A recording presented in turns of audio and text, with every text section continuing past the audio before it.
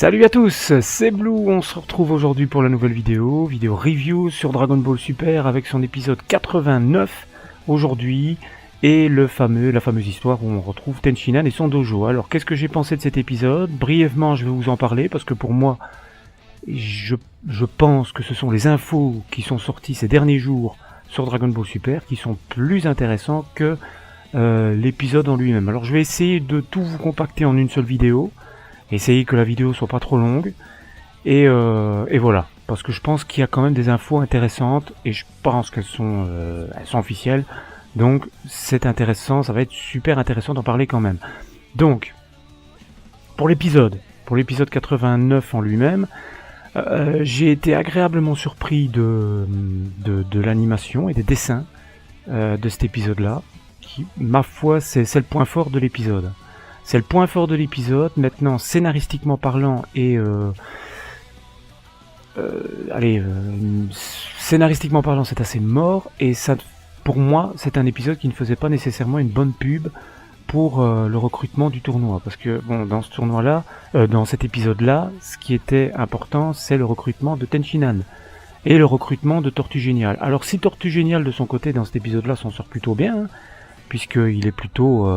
bon, il est comme à son habitude, hein, un peu beaucoup pervers sur les bords, mais il est vachement intéressant à la fin quand il commence à se battre avec Son Goku. Bon, évidemment, à l'habitude de Dragon Ball Super, les combats sont expéditifs, ils sont très très courts, et j'aurais aimé que ce combat symbolique entre Son Goku et Tortue Géniale dure un peu plus longtemps, parce que je trouvais que ça aurait été pas mal. Parce que ce qui était intéressant dans cet épisode-là, c'est justement le fait que Tortue Géniale, quand il est sous l'emprise de Yurin, et qu'il a cette espèce de bout de paplard sur la tête, je sais plus le nom, et ben, ce qui se passe, c'est que son pouvoir est lâché entièrement. Et c'est ça qui impressionne Son Goku finalement. Puisque Tortue Géniale, quand il est en mode normal, quand il n'est pas sous l'emprise de quelqu'un, il se retient. Il se retient très souvent, et là c'est intéressant de voir que Tortue Géniale a encore beaucoup de réserves, et qui se serait éventuellement entraîné durant ces dernières années. Donc ça c'est intéressant, et c'est ce qui fait que Tortue Géniale va être super intéressant à voir durant le tournoi. Je pense qu'avec son intelligence et son expérience surtout, Tortue Géniale va vraiment être intéressant à voir. Donc c'est un des personnages que j'ai vraiment envie de voir le plus lors de ce tournoi. Avec C17 et Tenshinhan aussi, oui, pourquoi pas. Mais Tenshinhan, à l'inverse de Tortue Géniale, je trouve dans cet épisode-là, il a pas fait c'est pas une bonne publicité pour Tenshinhan. Parce que, voilà, je veux dire, il se fait dégommer assez rapidement par Tortue Géniale. Il est assez impressionnant dans cet épisode-là, avec en tant que maître de dojo, voilà, il est bien. Il est bien, j'ai aimé le personnage, mais le problème c'est que... Voilà, pour moi c'était une mauvaise publicité pour Tenshinhan, et dans l'ensemble l'épisode est assez moyen. Il est très bon dans l'animation et les dessins, c'est un épisode bizarrement, alors qu'on pourrait croire que la Toei aurait pu le faire assez moyen cet épisode-là, hein, puisqu'il n'était pas vraiment... ça nous apprend pas grand-chose, hein. Ça nous apprend pas grand-chose cet épisode-là, mais voilà, au niveau de l'animation et des dessins, il était tip-top.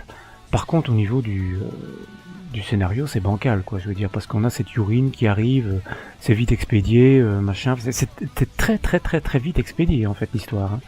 L'histoire est pas mal, je trouve, parce que ça parle un petit peu du passé de Tenshinhan, c'est pas mal, mais c'est expédié, c'est expédié, moi j'ai eu l'impression que l'épisode faisait 5 minutes, quoi, ça a été expédié super vite, c'est passé super vite, et j'ai pas vraiment relevé de choses intéressantes dans cet épisode-là. Donc voilà pour ça. Donc Tortue Géniale et Tenshinhan sont recrutés. Voilà. Il y a une autre scène qui est intéressante et qui nous apprend que finalement, la guerrière légendaire provient, et je pense qu'on peut le dire officiellement maintenant, elle vient de l'univers 6. Apparemment, elle viendrait de l'univers 6. Et on a des infos sur elle, je vais y revenir après. On la voit mais très brièvement, elle parle pas, rien du tout. On la voit très brièvement dans l'épisode, dans cet épisode-là, et ce qui nous montre bien que les deux filles qu'on a vues, donc c'est-à-dire Caulifla et elle, sont deux personnages différents. Donc on aura bel et bien, pour l'univers 6 en tout cas, on aura bel et bien 2 filles Super Saiyan. Enfin, 2 filles Saiyan. Voilà, on aura 2 filles Saiyan lors du tournoi. Donc moi, je vous avais dit lors de la dernière review, je crois que j'étais pour qu'on ait deux femmes et que ça soit 2 personnages différents. Et bien apparemment, on se dirige vers ça. Ce sont 2 personnages différents. C'est pas qu'on se dirige vers ça, c'est que c'est carrément ça. Ce sont 2 personnages différents. Et moi, je suis pour. Moi, je suis pour. L'idée me plaît parce que je trouve que jusqu'à présent, on n'avait pas assez de personnages féminins, pas assez de personnages féminins charismatiques.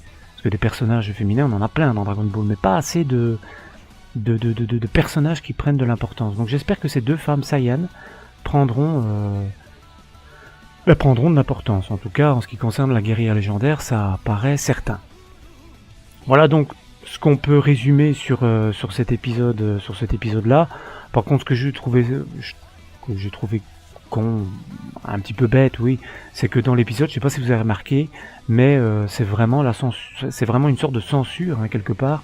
C'est vraiment une sorte de censure et qui montre que Dragon Ball Super est beaucoup plus fait pour les enfants, pour la nouvelle génération, que pour les fans adultes qui connaissent déjà bien l'univers. Parce que je sais pas si vous avez remarqué, mais normalement Tortue Géniale, quand il est face à une belle fille, il a des traînées de sang qui sortent de son nez, et c'est cool, quoi, voilà. Là, ce ne sont pas des traînées de sang dans cet épisode-là, mais ce sont des traînées de fumée. Bon, je trouvais ça un peu débile, je me suis dit pourquoi pas reprendre ce qui avait déjà été montré depuis le début avec Tortue Géniale. J'ai pas compris pourquoi ce changement-là, mais c'est une sorte de censure, hein, quelque part, pour pas faire trop... Enfin, je sais pas, peut-être pour pas faire trop choquant, j'en sais rien, mais encore une fois, Dragon Ball Super montre que il est trop gentil par rapport à Dragon Ball Z, il est trop gentil, et c'est un petit détail de merde, hein, pas important, mais voilà, moi je l'ai relevé, je me suis dit, bon, c'est dommage, quoi. Je veux dire, ce Tortue Géniale, on est habitué à le voir pisser le sang à chaque fois qu'il voit des lolos ou une paire de fesses, et voilà, et là, c'était une traînée de poussière, je me suis dit, bah pourquoi, quoi, c'est un peu bête. Voilà, donc, je vais pas m'attarder plus longtemps sur l'épisode, parce que je pense que c'est pas le plus important cette semaine, hein, c'est pas un épisode extra. C'est pas un épisode mauvais, parce que je vous l'ai dit, moi ce qui m'a plu dans cet épisode-là, c'est l'animation et les dessins, c'est clairement le point fort. Maintenant, scénaristiquement parlant, c'est rapidement bouclé, il n'y a rien à dire, ça nous en apprend pas plus. Simplement le fait qu'on peut apercevoir cette cette guerrière légendaire, qui a l'air toute mimi, là, qui a l'air vraiment... on essaye de bien nous tromper en nous montrant une petite jeune fille toute frêle qui va se transformer en guerrière absolument terrifiante. Donc, mais c'est le contraste, hein, évidemment, de nous montrer une jeune fille frêle, sans défense, un petit peu nerveuse, alors que quand elle va se transformer en guerrière légendaire, elle va tout péter, évidemment. Voilà, donc pour ce qui est de l'épisode, je pense que j'ai rien oublié, parce qu'il y avait franchement pas grand chose à dire. Épisode moyen. Voilà, épisode moyen, même si j'en attendais quand même pas mal, parce que cette idée de dojo, Tenchinan et tout ça, j'en attendais quand même pas mal. Épisode moyen. Voilà, maintenant, les choses les plus intéressantes pour moi, j'en arrive à la deuxième partie. Donc pour ceux qui veulent pas être spoilés, vous pouvez quitter la vidéo maintenant. Si vous avez envie de continuer, vous continuez. Mais là, j'entre clairement dans la partie spoil, évidemment. Parce que durant la semaine, on a eu des infos, par exemple sur 2 personnages, un de l'univers 6 et un de l'univers 4, et on a eu des informations par rapport à l'épisode 93, et ça pète tout. Parce que je vous dis, j'ai appris ça hier, enfin au moment où je vous fais la vidéo, on est dimanche 7 mai, et j'ai appris ça hier, donc le 6 mai, et j'étais comme un fou quand j'ai appris cette nouvelle. Je vais vous en parler après, d'abord. Vous le savez déjà sûrement. Mais par rapport au personnage, donc pour l'univers 6, il s'agit bien de la guerrière légendaire, hein, on apprend qu'elle s'appelle Cal, et qu'elle se fait toujours crier dessus par Kiabe, car elle est trop nerveuse. On apprend aussi que Kiabe lui demande de déclencher sa colère pour qu'elle devienne un Super Saiyan, et qu'elle arrête de retenir son stress, et qu'à un moment donné, elle va arriver à libérer un incroyable pouvoir, quand elle va parvenir à se lâcher complètement, et on l'a vu, évidemment, on a vu ce que ça donne. Maintenant, on ne nous dit pas clairement qu'il s'agit bien d'une guerrière légendaire. Hein. Attention, hein, parce que on fait la comparaison avec Broly, parce que, voilà, quand on la voit sur les images, c'est Broly, quoi, hein, c'est carrément Broly. mais Broly au féminin, mais on ne nous dit pas qu'il s'agit d'une guerrière légendaire.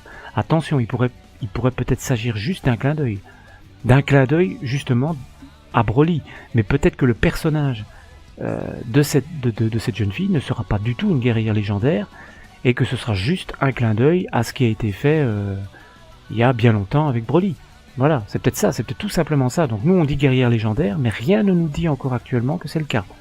On nous dit juste que voilà, que c'est une Saiyan, que Kabe va lui demander de faire péter la sauce pour devenir Super Saiyan, et qu'à un moment donné elle va y arriver, elle va lâcher son stress, et elle va devenir ce qu'on voit dans l'opening, c'est-à-dire un monstre de puissance. Donc on verra bien ce que ça va donner. Mais donc tout ce qu'on apprend surtout, c'est son nom. Elle s'appelle Kale, je crois que ça se dit comme ça, Kale, K-A-L-E, Kale, et qu'elle provient de l'univers 6. Voilà, donc c'est dans l'opening, quand on la voit avec les combattants de l'univers 11, c'est un leurre. C'est un leurre complet, parce qu'elle ne fait pas partie de l'univers 11, mais elle fait bien partie de l'univers 6. Voilà pour elle, et pour un autre guerrier qui sera présent également au tournoi, on nous dit qu'il provient de l'univers 4, il s'agit de Damon, je sais pas comment faut le prononcer. La petite introduction du personnage, elle provient du site Dragon Ball Super France, et ils nous disent qu'il utilise des techniques d'esquive. Il disparaît et réapparaît ensuite dans le ciel ou sous terre. Il utilise une technique d'autodestruction. Il attend que son adversaire l'attaque, puis essaye de le contrer avec cette technique. Il esquive en muant, et laisse cette coque vide derrière lui. Voilà, une cigale, un guerrier insecte. Voilà. Alors je vous montre là une image qu'on peut voir, je crois, dans l'opening, et qui nous montre sûrement à quoi pourrait ressembler Damon, cet être vert là en arrière-plan. Je pense que ça pourrait être lui. Je crois. Et je suis pas seul à le penser. Le site Dragon Ball Super France le pense également. Je crois que ça pourrait être lui, mais c'est possible que ça ne soit pas lui, hein, mais d'après la description qu'on nous en fait, je pense que ça pourrait être lui. Voilà. Et lui proviendrait de l'univers 4, et non pas de l'univers 6, parce que sur cette image-là, on peut voir des personnages venant un petit peu de partout. On peut voir Hit en premier plan, là on voit son œil. On peut voir Magetta derrière. Et alors en premier plan, on peut carrément voir deux personnages, à mon avis, de l'univers 9. On peut voir Basile, si je ne me trompe pas. Je crois que c'est lui, oui, Basile. Et alors le personnage tout à gauche, là, en bas de l'écran, pour moi c'est un loup aussi, qui pourrait certainement donc provenir de l'univers 9 également. Voilà. Donc pour ce qui concerne les personnages, donc voilà, c'est toujours intéressant à apprendre, hein. Tout doucement, on en apprend un petit peu plus. Mais évidemment, on va pas nous teaser comme ça tous les personnages du tournoi. Ce qui va être intéressant, c'est d'attendre le tournoi et de voir ce qu'on aura, quoi. Voilà. Et à l'info capitale, l'info qui m'a tout retourné hier, c'est non pas le synopsis, parce que ça on le sait pas, mais c'est le titre. Alors ça demande confirmation. J'ai été voir sur les sites et apparemment ça n'est pas confirmé à 100%. Donc il y a encore un petit risque que l'info que je vais vous divulguer, pour ceux qui ne la savent pas, que cette info-là pourrait être un fake. C'est possible, mais pour moi, je pense que c'est quand même... ça a une certaine crédibilité, et j'adorerais voir ça, et pour moi, je pense que c'est officiel. Voilà, donc j'espère que ce sera officiel, et que je vais pas devoir vous annoncer dans une prochaine vidéo que tout ça c'était du bidon, et que c'était pas vrai.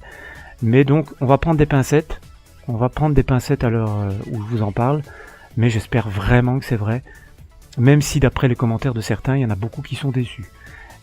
Pour l'épisode 93, donc on nous dit que, on s'en doutait un petit peu, donc dans l'épisode 92, on nous dit que tous les combattants ne seront pas là, et en disant que tous les combattants ne sont pas là, on parle de la team de l'univers 7, donc il y aura quelqu'un qui sera absent, et ils seront certainement 9 avant de démarrer le tournoi. Et il y a un 10e combattant qui va être recruté en urgence, hein, certainement, en urgence, et ce combattant ne serait ni plus ni moins que Freezer. C'est ce qu'on nous dit en tout cas dans le titre de cet épisode-là. Et voilà, moi c'est une info qui m'a vraiment énormément plu.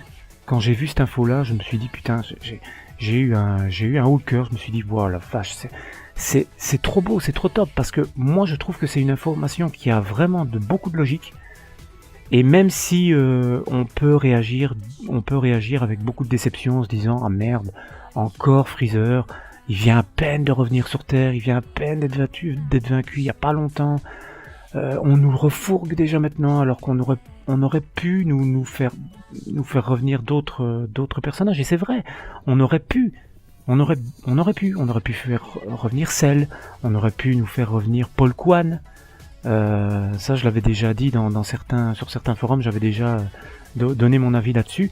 C'est vrai que Paul Kwan aurait été une très très bonne chose, puisque c'est un personnage qui n'apparaît pas dans les mangas, mais qui apparaît dans l'animé. Il apparaît dans l'animé et il apparaît dans les OAV. Il apparaît dans l'OAV Janemba et il apparaît dans l'animé juste après la bataille contre Cell. Donc c'est un personnage qui théoriquement aurait pu faire partie du tournoi. Son Goku aurait pu aller le rechercher parce que c'était un personnage qui était quand même vraiment badass. Il était impressionnant, hein. Et je pense que depuis tout ce temps, il a dû faire des progrès. Donc voilà, moi j'aurais aimé le revoir. Mais là, si l'info s'avère vraie, ben on nous dit que c'est Freezer qui va incorporer l'équipe de l'univers 7. C'est énorme. C'est tout simplement énorme. C'est faramineux comme info parce que ben voilà quoi, c'est un petit peu la première fois dans l'univers de DB qu'on voit un méchant qui s'allie à un vrai méchant. Hein. Hein, on parle pas de Boubou qui est un ancien méchant et qui est maintenant gentil. Boubou a toujours été gentil, c'est parce qu'il avait cette part maléfique en lui qui a été détruite. Mais là on parle de Freezer quoi. Un gars qui est pas gentil du tout et qui le sera certainement jamais. Mais ça a de la logique. Ça a de la logique, pourquoi ? Parce que logiquement, si on ne tient pas compte de Zamatsu fusionné bien entendu et de Hit qui ne fait pas partie de l'univers 7, et ben Freezer, Golden Freezer, surtout sa dernière transformation, et ben c'est tout simplement l'adversaire le plus fort que Son Goku ait affronté. Et n'oubliez pas, que ce soit dans le film ou dans la série, Freezer, dans sa transformation Gold, il a fait jeu égal avec Son Goku en Super Saiyan Blue, et après il s'est pris une rouste face à Vegeta. Pourquoi il s'est pris une rouste ? Ben, tout simplement parce que il ne gérait pas, et ça Son Goku lui dit, il ne gérait pas sa transformation. C'est-à-dire qu'il a atteint un niveau de puissance extrêmement élevé, et il peut aller encore plus loin, Freezer, il peut aller plus loin. C'est évident qu'il peut aller plus loin, mais il l'a mal géré. Il n'a pas contrôlé ça, il avait tellement envie de prendre sa revanche, qu'il a juste atteint un niveau de puissance très élevé, et puis voilà, il a pas pensé qu'il fallait gérer ça. Et il l'a pas géré, donc son énergie a baissé, et il s'est retrouvé face à Vegeta à 20-30% de ses capacités, quoi. Voilà, donc qu'est-ce que ça pourrait donner si Freezer arrivait à contrôler ça ? Freezer est très très très très très fort. Alors je peux comprendre que les gens soient un petit peu lassés, soient un petit peu déçus de le revoir, parce que c'est du réchauffé, mais vraiment du réchauffé, là, parce que ça fait pas longtemps qu'on l'ait vu. Mais dans cette situation-là, moi je trouve que c'est vachement cool, quoi. C'est énorme. Moi ça me plaît. Moi si je dois vous donner mon avis, ça me plaît. L'idée me plaît énormément. J'adore ça, même si c'est clair qu'il y a d'autres personnages qui auraient pu prendre sa place largement et que ça aurait été tout aussi bon. Mais l'idée de faire venir un méchant pour prendre la place d'un gentil et faire partie de l'équipe de l'univers 7, c'est énorme.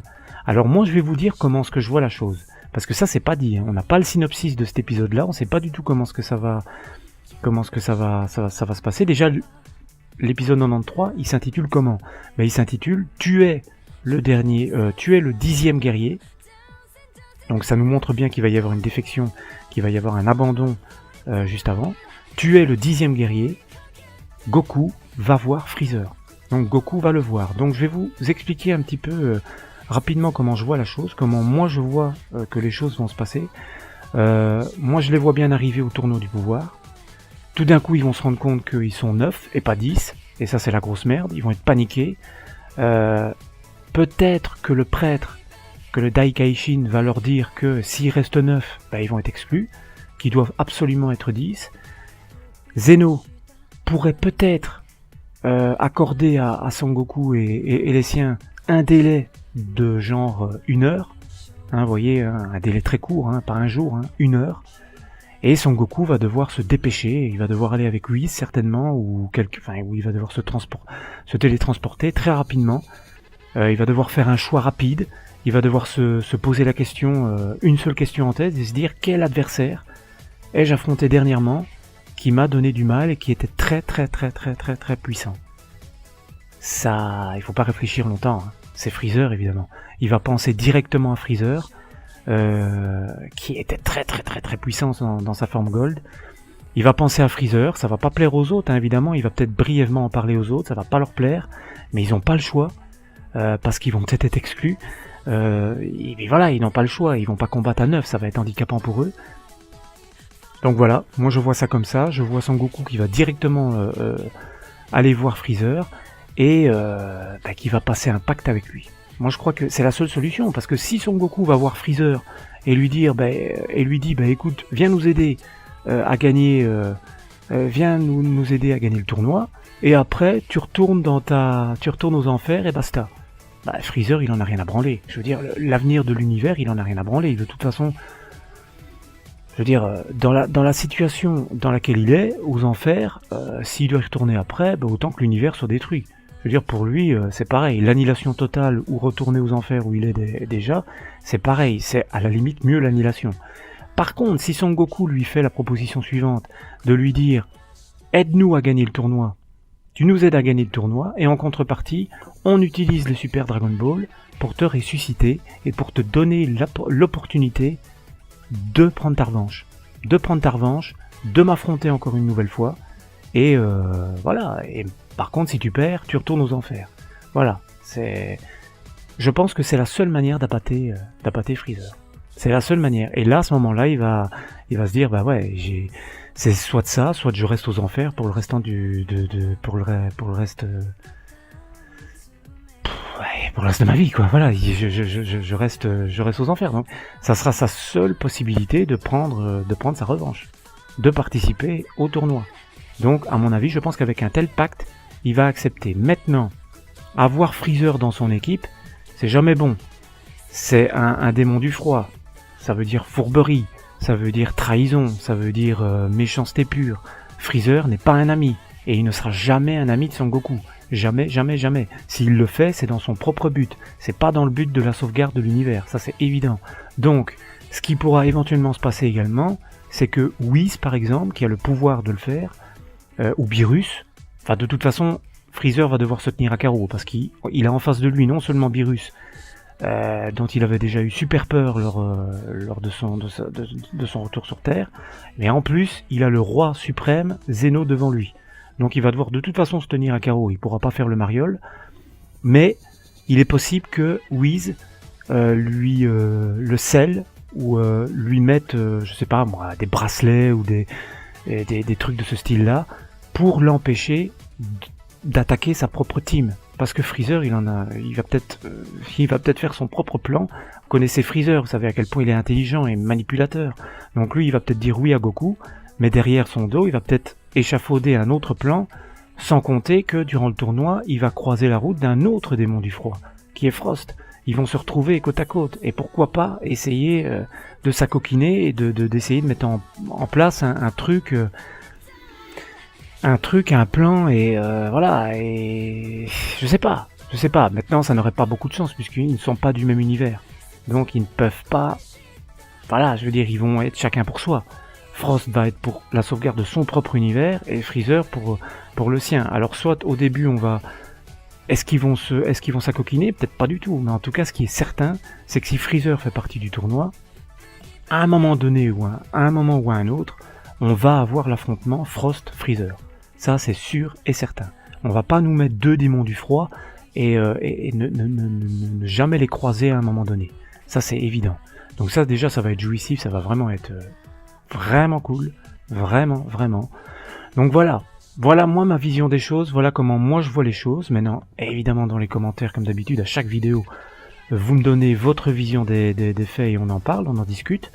Mais voilà comment moi je vois les choses. Alors par rapport à ça, dites-moi dans les commentaires ce que vous pensez de ma vision des choses, donnez-moi la vôtre, et voilà. Et dites-moi déjà si j'ai oublié quelque chose, parce qu'avec toutes ces infos, parfois il y a des trucs qui me passent,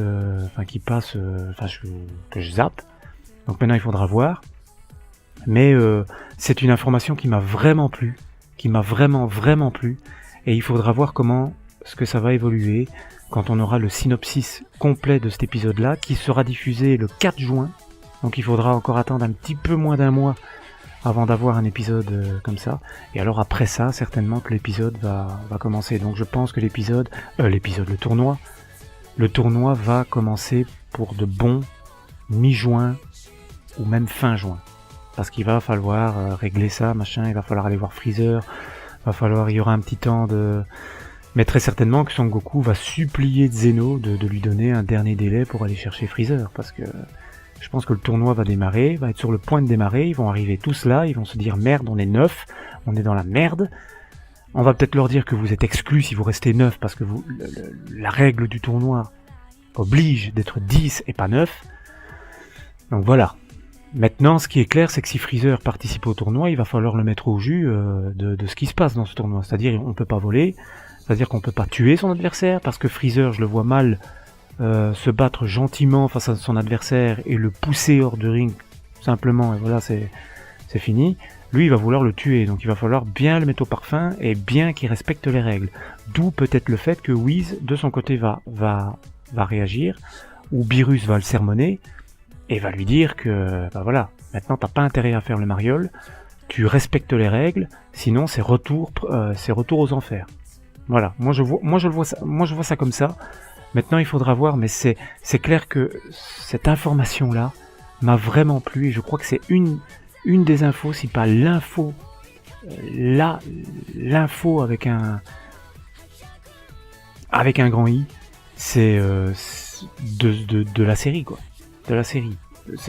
Pour moi, je sais pas, j'ai une hype de fou là, et je me dis que putain, ça me réjouit peut-être même plus que l'arc Trunks du futur, où on a pu voir le retour de Végéto, la fusion entre les deux Zamasu. Enfin bref, c'était génial, mais je sais pas, là j'ai vraiment quelque chose de...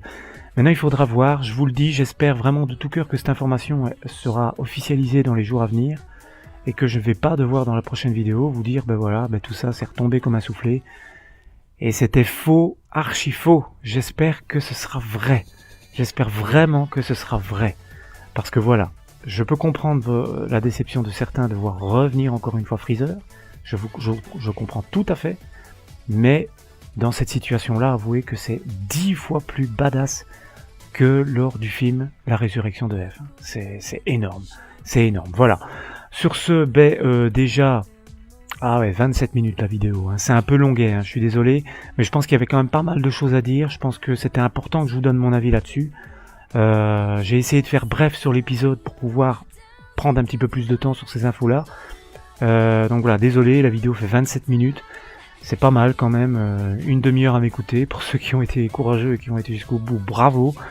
Et je vais vous laisser là et je vous dis à bientôt pour une prochaine vidéo, hein. Je pense que dans la semaine, il y a une vidéo, j'ai préparé une vidéo sur le PSVR que je voulais faire depuis quelques temps. Et puis certainement une vidéo aussi que je vous prépare sur une review de film.